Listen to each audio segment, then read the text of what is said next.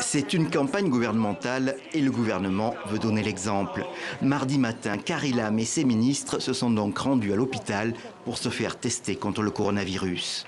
Hong Kong lance cette vaste campagne de dépistage gratuit et ouvert à tous dans le but de prévenir une éventuelle vague épidémique. De sources officielles, 80 000 personnes ont été volontaires dès la première matinée. Je pense que ce test Covid à l'échelle de la ville est une bonne chose. Tout le monde peut savoir s'il est infecté ou pas. Cette pandémie est très dangereuse car ses symptômes ne sont pas évidents. Je voudrais savoir si je suis atteint ou pas, juste pour être tranquille. Mais la question de la participation à ce dépistage est un enjeu politique.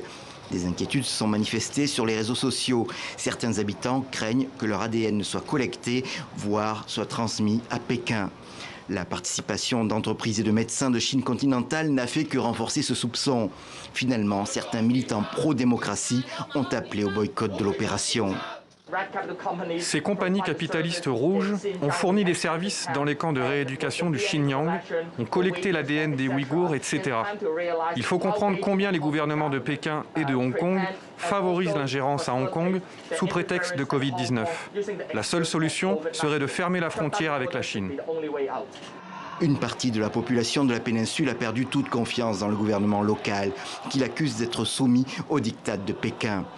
D'autant que les médecins aussi se sont étonnés de cette opération massive, soulignant que l'épidémie de Covid à Hong Kong reste limitée. Ces dernières semaines, on ne recensait qu'une vingtaine de nouveaux cas chaque jour.